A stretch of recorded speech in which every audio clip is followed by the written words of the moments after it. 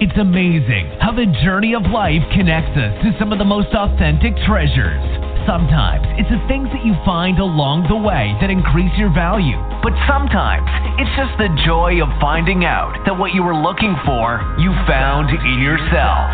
Get ready to be inspired, motivated, and empowered. You're now listening to Mastermind with Aaron Mobley. Well, good morning. It's Aaron Mobley. I was just sitting here defining the word reject, and it simply says to believe, accept, or consider something. Doesn't sound right. To refuse to believe, accept, or consider something. Have you ever been a part of some level of rejection in your life or encountered anything or any system that pushed you back? I want to take the next few moments this morning in motivating you forward to teach you how a lot of times it is not what is coming towards you, but literally it's what's coming out of you. Stay tuned. It's The Cutting Edge with Aaron Mobley.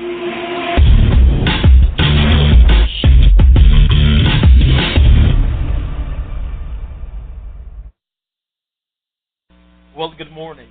It would amaze you how many opportunities have been brought to your door, but because of your internal feelings concerning yourself, they didn't stay there. Oftentimes we're praying and we're putting forth so much energy, hoping and wishing and waiting and sitting and settling, looking for that big opportunity and that great door of advancement to come, and it seemingly never arrives. I'm going to take a few moments this morning to share something that has been upon my heart as I've been listening and prayerfully using what I hear as tools of motivation to you. I want to talk to you concerning how to deal with internal rejection. A lot of us are masterminds at declaring or confessing how many people have rejected us, how we put in applications or resumes or try to push forth that business deal, and seemingly the people who were in charge did not receive us. Don't you know that is only secondary to the rejection that you yourself can be emanating because of feelings or attitudes concerning yourself?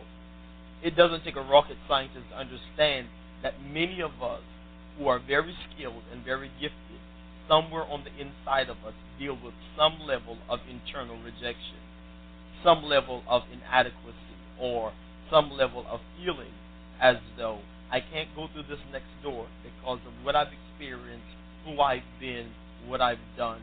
And I want to tell you today that that day is over. The opportunities and the doors that God brings in your world in this season are absolutely for you. Why are they absolutely for you? Because God knows that you are now positioned and ready to handle it. It is not according to your perfect standards or your perfect way of doing things that qualifies you for it. You have been born with an innate gifting to change the world. When I talk about changing the world, I'm immediately talking about changing your surroundings, changing your mind, and everything that's connected to it, spirit, soul, and body. So let's look at what the word reject means. And it literally says not to receive, consider, or accept something. It literally means to push something back and to refuse to publish something because it's not good enough. How many of you who are watching this today are refusing to publish the dream? Habakkuk chapter 2 teaches us in the scripture how to write the vision and make it plain so that individuals can read it, run with it, promote it, and advance it. But you yourself, you're looking at that vision and you're looking at that dream, and you are literally refusing to promote it. You're refusing to publish it because of something or some attitude or some feeling that you have within yourself. And I would even venture to say that about 75 to 95% of the feelings that you are now holding have not been there because you've created them, but it's there because you've allowed others to speak to you concerning what God has created you to be, concerning how great your vision was, or how strong your vision was destined to become. And their belittling and devaluing of what you knew as a superpower has now become something minute and something you don't even talk about anymore. Many of you oftentimes would share your visions with people, your business aspirations, your ideas for your inventions or your innovative ideas, but now you don't do that anymore. So when opportunity comes and when God sends a door to you, you yourself internally reject that door and you put up that defense. And many of you are walking around with defensive walls and emotions. You won't receive people. You won't love people. You won't even consider that this might be the time of your rising. I want you today to determine that whatever I have to do, I'm going to deal with internal rejection. Remember, the word reject means not to accept something, not to receive something, and not even to consider it. To refuse to publish something because you feel as though it's not good enough. Is that you today? I want to give you a few tips and few tools that might help you in your progressive journey on how to deal with internal rejection. It won't all be solved today or in these next few moments of recording this video. But if you determine to sit with yourself and do your own life work, you can make it happen. Let's look at point number one. Point number one is you are what you're looking for. Oh my Lord. If someone taught me this many years ago, or maybe even taught you many years ago, you might be further along in your journey of understanding that I am what I'm looking for. I've been looking for validation or some type of accreditation from someone else or some type of affirmation or confirmation that I've been good enough. And every time that I've done something or experienced something or encountered something that caused me to push back on that, I started looking for that same validation in other people. Because within myself, I did not feel as though I was what I was looking for. If you're going to deal with internal rejection, the first thing that you're going to have to understand is that you are what you're looking for. Something on the inside of you has been placed there and integrated into your being by God to validate that this is your time, that this is your day, that your dream is on point, that your skills are on point, that your visions are on point. You are what you're looking for.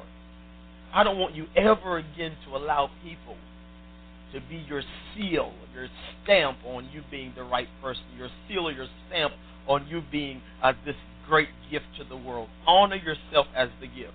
And if you begin to honor yourself as the gift, you'll understand that every opportunity that God allows me to come in contact with, I'm not talking about the phony counterfeit opportunities that come to distract us. I'm talking about divine doors that you recognize are God.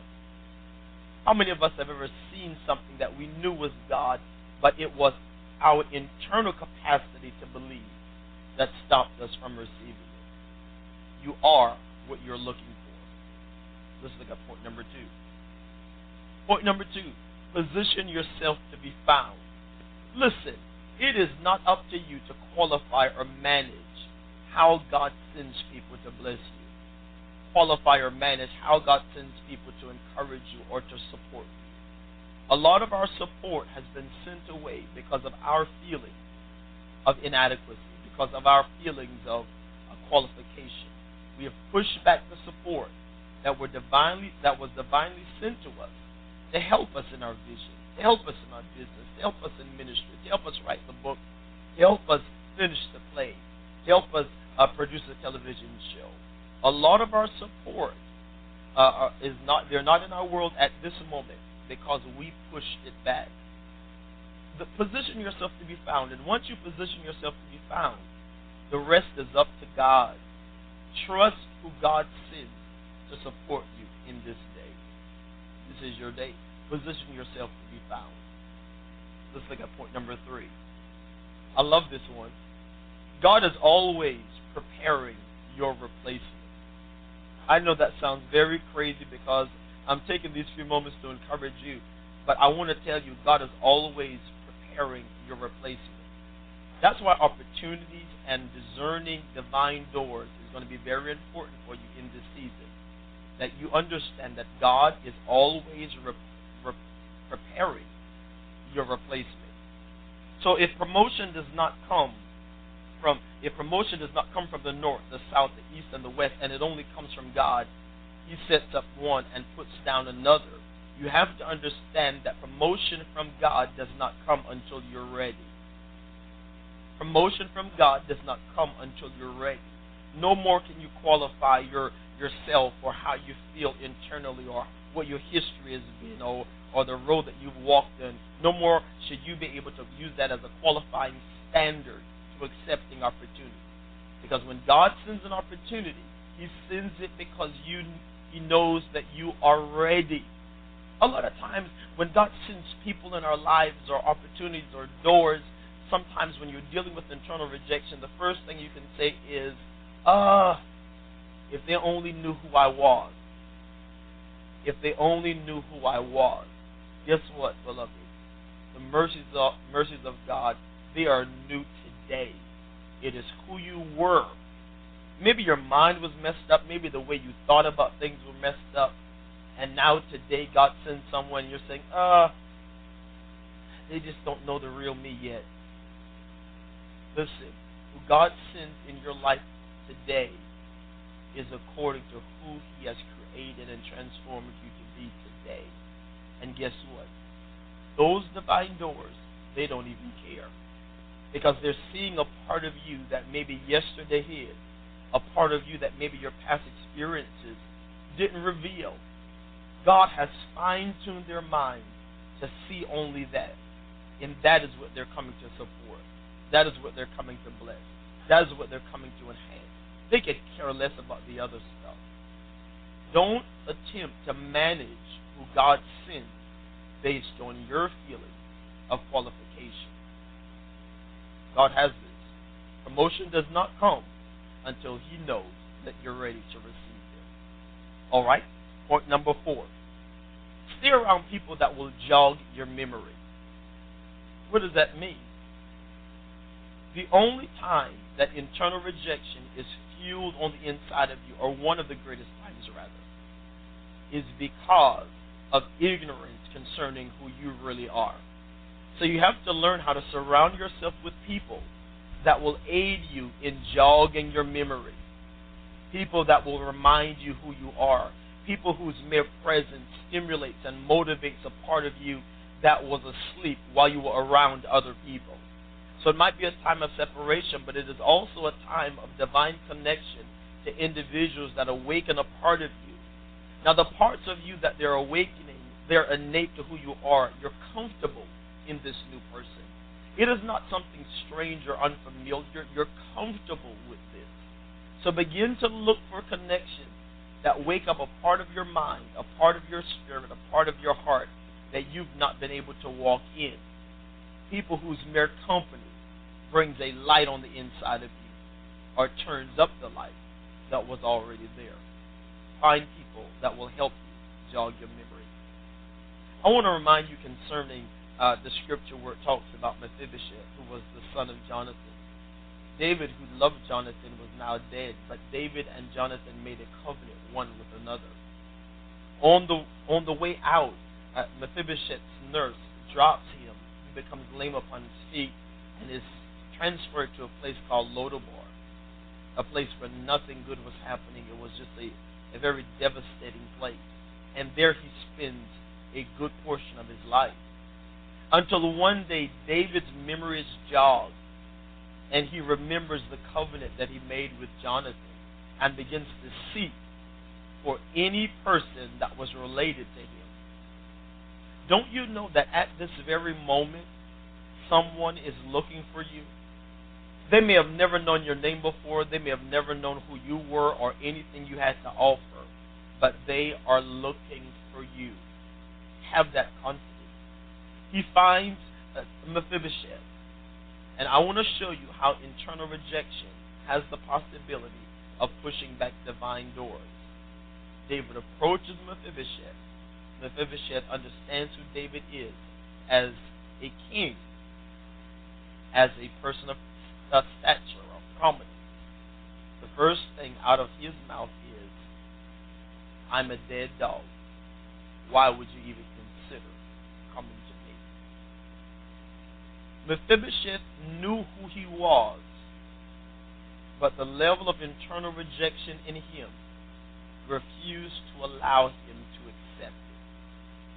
How many of you who are watching this today, you are very clear about who you are?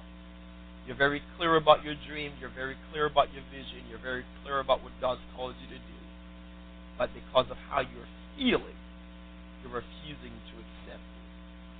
I want to challenge you today to take the rest of this day to deal with any levels of rejection that you're experiencing on the inside of you. You are what you're looking for. Position yourself to be found. God is always preparing your replacement. Find some people that will help you jog your memory. And if you can't find people in your city and your state, I want you to visit my website. There are tons of resources there that will help remind you that no matter or despite any circumstance you might find yourself in, the plan of God for your life is perfect. I want you to embrace this day and the environment that surrounds it. Things are changing. Things have changed. And you're in a greater posture to be connected to your next level of advancement than you ever have been. Be encouraged. Well, this has been Aaron Mobley. Perfectly. You've enjoyed these few moments. It's the Cutting Edge. Have a great day.